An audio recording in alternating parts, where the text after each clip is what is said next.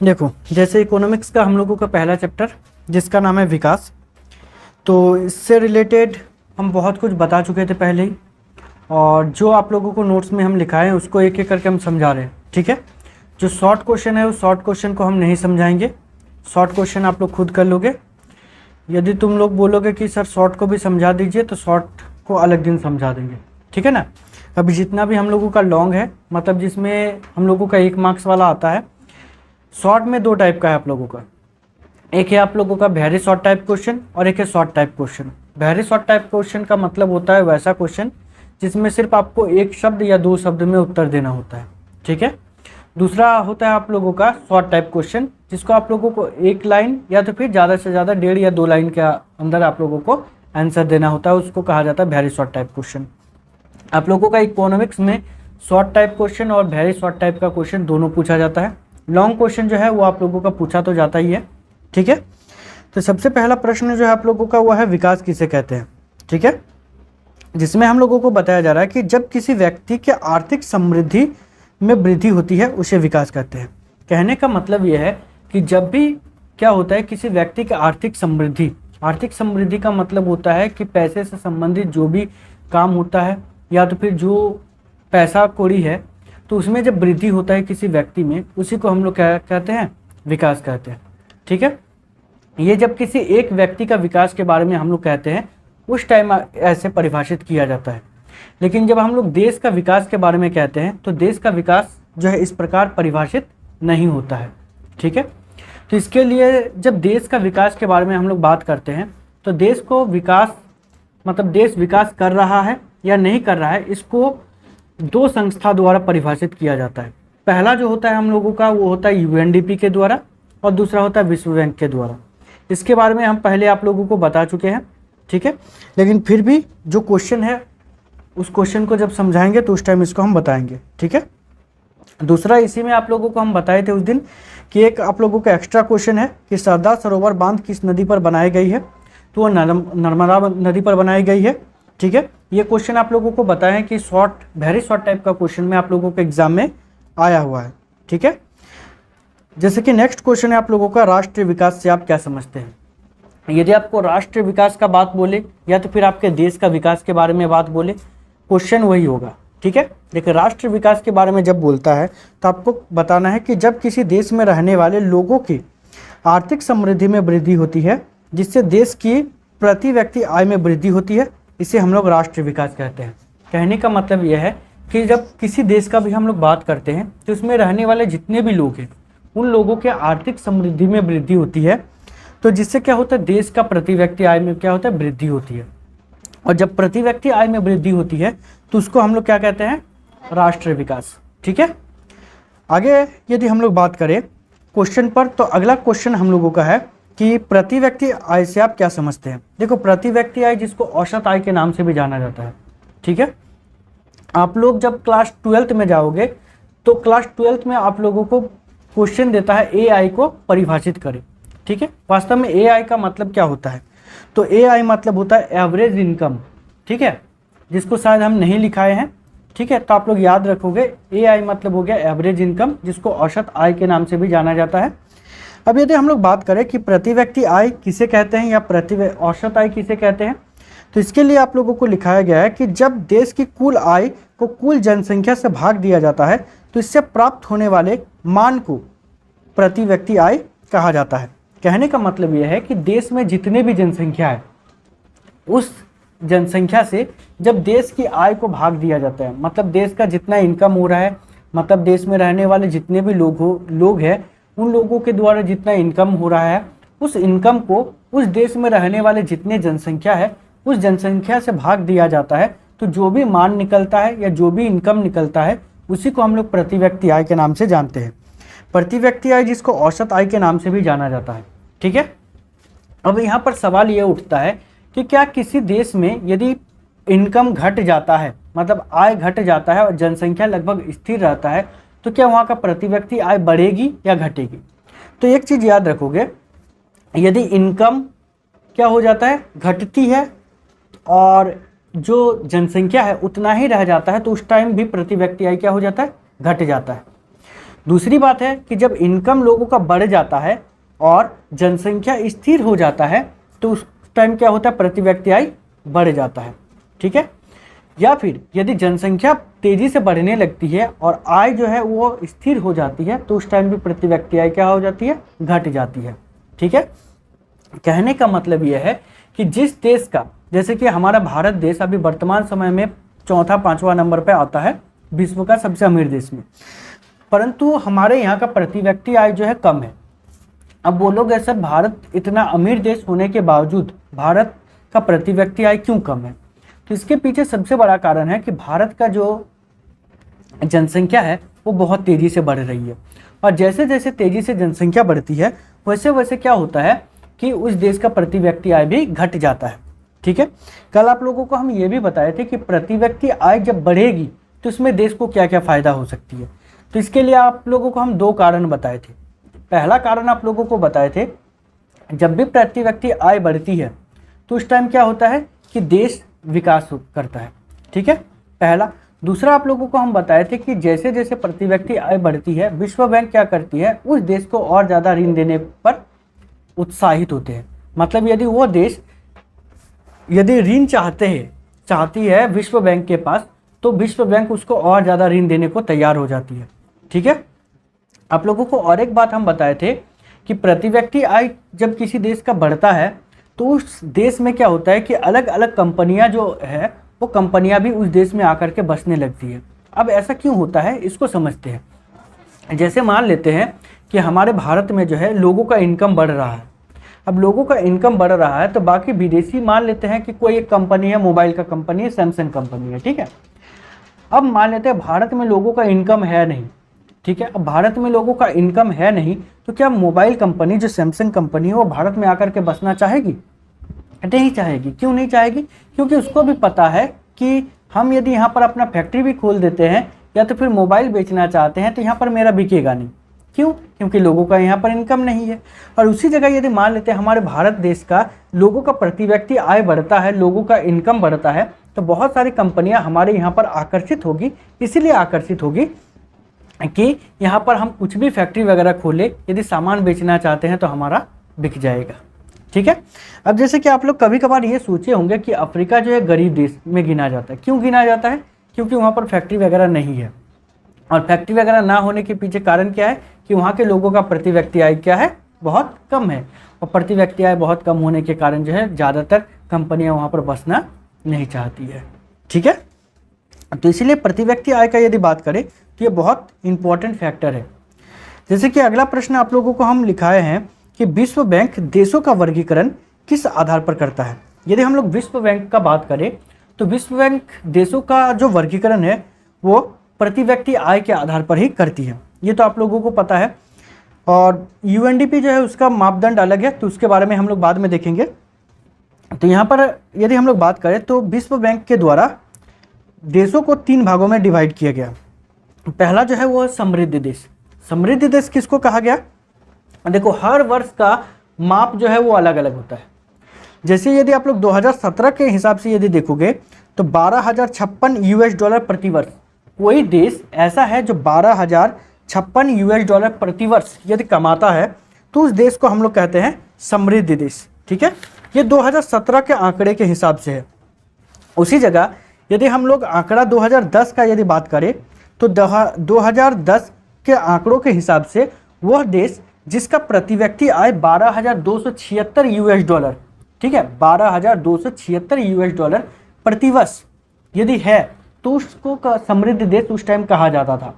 परंतु धीरे धीरे क्या हो रहा है कि लोगों का जनसंख्या जैसे जैसे बढ़ रहा है वैसे वैसे प्रति व्यक्ति आय भी क्या हो रहा है, कम होता जा रहा है। इसी के कारण विश्व बैंक के द्वारा 2017 को जो पहले का मापदंड था उसको घटा करके इस साल जो है कम कर दिया है। ठीक है, हो सकता है 2024-25 का या 2023-24 का जो रिपोर्ट आएगा उस रिपोर्ट में हम लोगों को और भी कम देखने को मिले। ठीक है ना। तो वैसा देश जहां का प्रति व्यक्ति आय अभी 2017 के हिसाब से हम लोग बात करेंगे। ठीक है, 2010 तो बहुत पुराना हो गया है। तो 2017 के हिसाब से जो देश $12,056 प्रति वर्ष या उससे अधिक पैसा कमाता है या तो फिर प्रति व्यक्ति आय वहाँ का है, तो उस देश को हम लोग कहते हैं समृद्ध देश। ठीक है। दूसरा देश है निम्न आय वाला देश। निम्न आय वाला देश का मतलब हो गया कि वह देश जिसकी प्रति व्यक्ति आय $995 प्रति वर्ष या उससे कम है, उन्हें निम्न आय वाला देश कहा गया। ठीक है। जैसे अफ्रीका में बुरुंडी वगैरह सब ये जो देश है, इन सभी को जो है निम्न आय वाला देश कहा जाता है। ठीक है। तीसरा जो है वो है मध्य आय वाला देश। ठीक है, जिसको विकासशील देश के नाम से भी जाना जाता है, जिसमें कहा जाता है कि वे सभी देश जिनकी 2017 में प्रति व्यक्ति आय $12,056 से कम और $995 प्रति वर्ष से अधिक है, तो उस देश को हम लोग मध्यम आय वाला देश कहते हैं। जैसे कि वर्तमान समय में हमारा भारत हो गया, पाकिस्तान हो गया, उसके बाद फिर चीन हो गया, ये सब जो देश है इन सभी देशों को मध्य आय वाला देश कहेंगे हम लोग। ठीक है, क्या इसमें किसी को दिक्कत है? नहीं है। चलिए अब यदि हम लोग नेक्स्ट क्वेश्चन पर आए, तो नेक्स्ट क्वेश्चन हम लोगों का है कि विश्व बैंक के अनुसार भारत किस प्रकार के देश के अंतर्गत आता है। तो अभी जैसे कि आप लोगों को हम बताएं कि भारत जो है अभी विकासशील देश के अंतर्गत आता है। ठीक है। अब जैसे कि आप लोगों को ये भी लग रहा होगा कि सर भारत का जनसंख्या जैसे बहुत तेज़ी से बढ़ रहा है और मान लेते हैं कि आय एक निश्चित हो जाता है लोगों का, तो क्या होगा कि हम लोग भी निम्न आय वाले देश के अंतर्गत आ सकते हैं? तो बिल्कुल आ सकते हैं। देखो जैसे कि अभी भारत का भी समस्या है कि भारत का जनसंख्या बहुत तेज़ी से बढ़ रही है, लेकिन उस हिसाब से जो है लोगों का रोजगार नहीं बढ़ रही है, तो जिसके कारण हो सकता है कि एक समय ऐसा आए कि भारत में जो लोगों का इनकम है वो स्थिर हो जाए और जनसंख्या अस्थिर हो जाए, मतलब वो जनसंख्या बढ़ते रहे। तो जिसके कारण ऐसा भी हो सकता है कि $995 प्रति वर्ष जो है प्रति व्यक्ति आय लोगों का उससे भी कम हो जाए, और जब उससे भी कम हो जाएगा तो भारत भी एक निम्न आय वाले देश के अंतर्गत आ सकता है। ठीक है। यदि आप लोगों को लगता है कि सर भारत निम्न आय वाला देश आ सकता है, तो क्या समृद्ध देश में नहीं आ सकता है?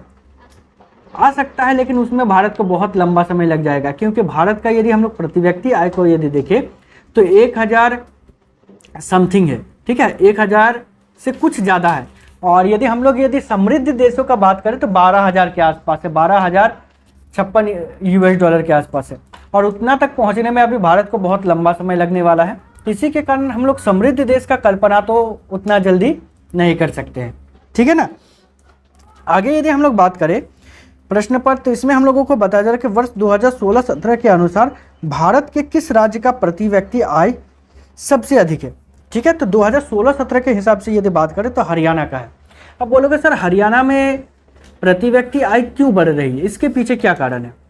तो देखिए यदि हम लोग बात करें तो देखिए ज्योग्राफी में आप लोगों को हम अच्छे से डिटेल में समझाएंगे कि हरियाणा और पंजाब में जब क्या हो रहा था, हरित क्रांति का समय था, तो उस टाइम भारत में उस स्थान पर हरियाणा पंजाब के आसपास बहुत अधिक नहरों का जाल बिछाया गया था। नहरों का जाल बिछाया गया था मतलब बहुत ज़्यादा नहर वगैरह बनवाया गया था, जिससे क्या हो रहा था कि सिंचाई के लिए, मतलब खेतों का सिंचाई का बहुत अच्छा व्यवस्था भी हो रहा था। ठीक है, तो उस टाइम जो है इतना अच्छा व्यवस्था किया गया था, तो जिसका फ़ायदा आज भी हरियाणा के लोगों को मिल रहा है। और वहाँ पर जब गेहूं का उत्पादन हो रहा है तो गेहूं का उत्पादन बहुत ज़्यादा मात्रा में हो रहा है, और इसी के कारण वहाँ के ज़्यादातर लोग जो कृषक हैं तो उन लोगों को इसका सीधा सीधा फ़ायदा हो रहा है। ठीक है, क्योंकि कृषक है और उनको सिंचाई का व्यवस्था भी अच्छी प्रकार से है, जिसके कारण उत्पादन बढ़ रहा है, और उत्पादन बढ़ रहा है इसका मतलब आय भी उन लोगों का बढ़ रहा है। ठीक है, आगे यदि हम लोग बात करें प्रश्न पर कि वर्ष 2016-17 के अनुसार भारत के किस राज्य का प्रति व्यक्ति आय सबसे कम है, तो ये बिहार का है। अब बोलोगे सर बिहार का ऐसा क्यों है, कुछ तो कारण होगा। तो देखिए बिहार का यदि बात करें तो वहाँ पर इनकम का स्रोत उतना ज़्यादा है नहीं। ठीक है, पहला तो वहाँ पर इनकम का स्रोत उतना ज़्यादा है नहीं, दूसरा यदि बात करें तो बिहार का जनसंख्या बहुत तेज़ी से बढ़ रही है, तो जिससे हम लोग कह सकते हैं कि वहाँ का लोगों का इनकम का स्रोत जो है एक सीमित मात्रा में है, परंतु वहाँ पर जो जनसंख्या है वो बहुत तेज़ी से बढ़ रही है, जिसके कारण वहाँ का प्रति व्यक्ति आय क्या हो जा रहा है, धीरे धीरे कम होता जा रहा है। ठीक है, आगे यदि हम लोग बात करें प्रश्न पर, तो इसमें कह रहा है कि वर्ष 2017 के अनुसार किस राज्य में शिशु मृत्यु दर सबसे अधिक है। तो शिशु मृत्यु दर भी सबसे ज़्यादा बिहार में है। अब बिहार में शिशु मृत्यु दर सबसे अधिक होने के पीछे दो कारण है। ठीक है, ऐसे तो बहुत सारा कारण है, लेकिन दो कारण को सबसे ज़्यादा महत्व दिया जाता है। पहला तो बिहार में जो है स्वास्थ्य सुविधा उतनी अच्छी है नहीं। ठीक है, अब स्वस्थ सुविधा उतनी अच्छी नहीं हो पाने के कारण क्या होता है कि शिशुओं की मृत्यु जो है 1 वर्ष से पहले ही हो जाती है। ठीक है। दूसरा यदि हम लोग बात करें तो वहाँ पर शिक्षा का अभाव।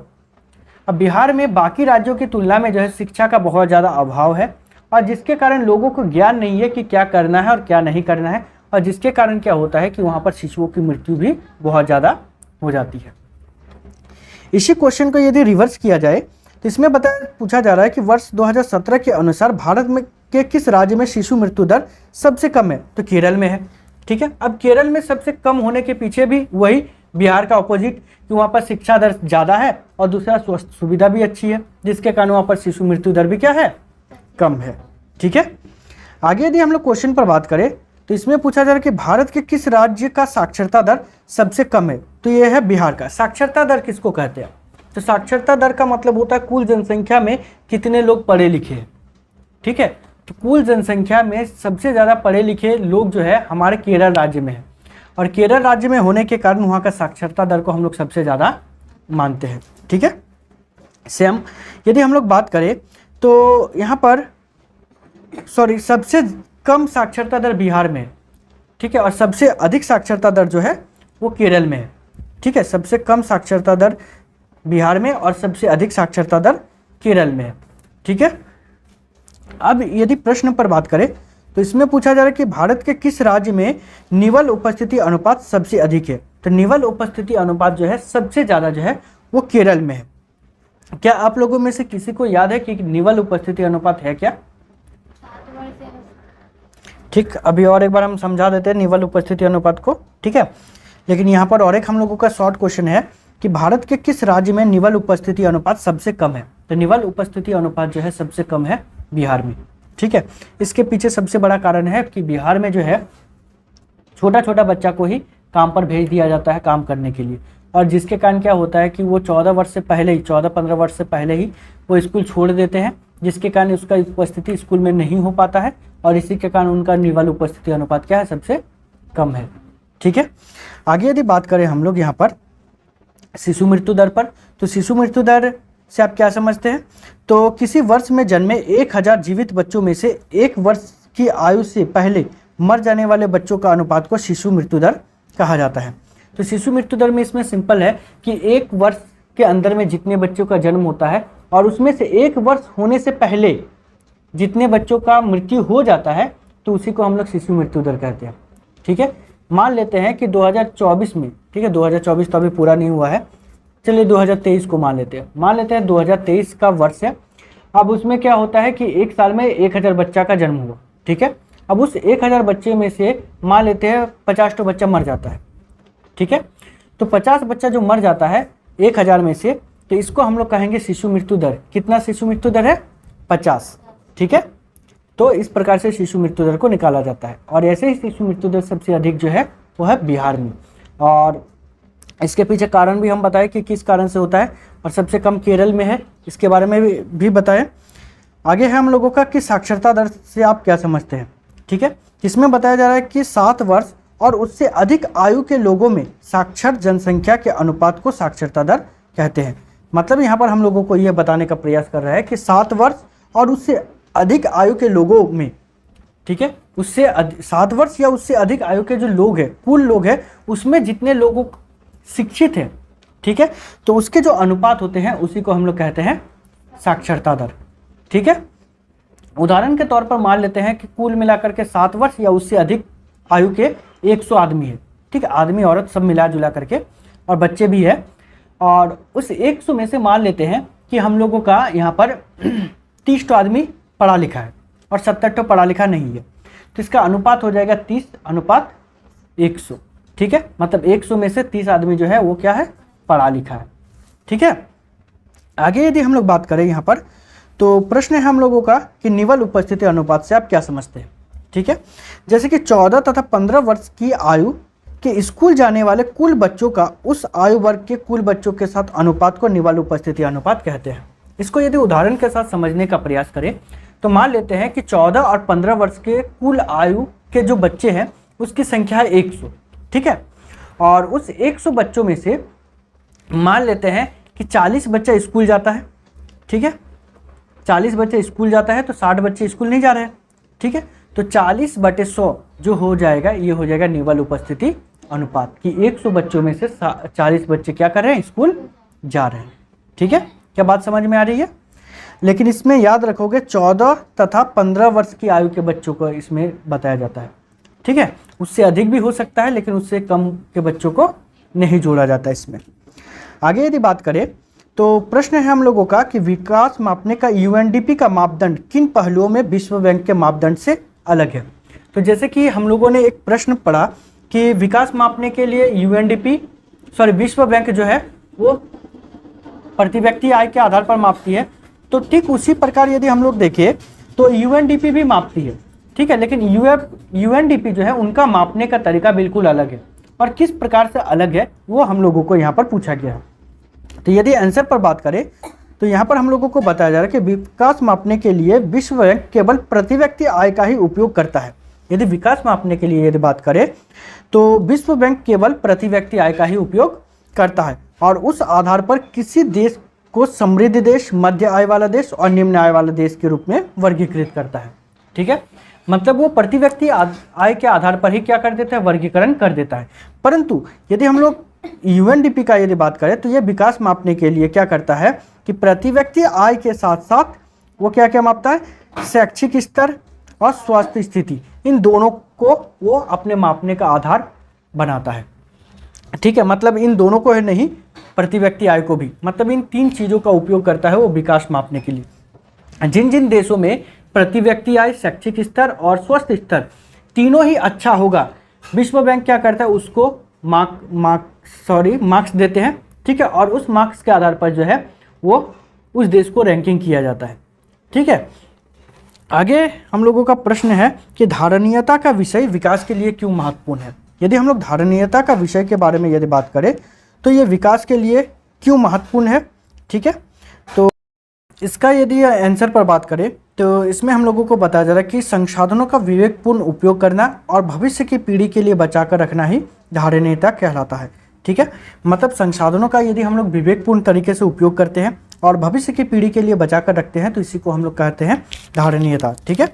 अतः यदि हम संसाधनों का अधिक मात्रा में उपयोग करते हैं तो वे समाप्त हो सकते हैं, जिससे भविष्य की पीढ़ी उन संसाधनों का उपयोग नहीं कर सकते हैं। यदि हम लोग क्या करेंगे कि उन संसाधनों का यदि उपयोग करते हैं, ठीक है, अधिक से अधिक मात्रा में, तो वो समाप्त हो सकते हैं और जब वो समाप्त हो जाएंगे तो भविष्य की पीढ़ी, हमारी जो पीढ़ी है वो उसका उपयोग नहीं कर सकेंगे और जिसके कारण क्या हो सकता है कि विकास दर रुक जाएगा। और ऐसा ना हो तो इसीलिए हमें संसाधनों का विवेकपूर्ण उपयोग करना चाहिए ताकि भविष्य की पीढ़ी का विकास दर ना रुके, ठीक है। और हम लोग ही यदि ख़त्म कर देंगे तो सिंपल सी बात है कि भविष्य की पीढ़ी उसका उपयोग ही नहीं कर पाएंगे और जब भविष्य की पीढ़ी उसका उपयोग नहीं कर सकेंगे तो जिससे क्या होगा, उनका विकास दर रुक जाएगा। और ऐसा ना हो, मतलब उन लोगों का विकास दर ना रुके, इसी के कारण हम लोगों को संसाधनों का विवेकपूर्ण तरीके से उपयोग करना चाहिए ताकि भविष्य की पीढ़ी भी उसका उपयोग कर सके, ठीक है ना। आगे यदि हम लोग बात करें प्रश्न पर तो इसमें पूछा जा रहा है कि भारत के लोगों द्वारा ऊर्जा के किन स्रोतों का प्रयोग किया जाता है, ज्ञात करें।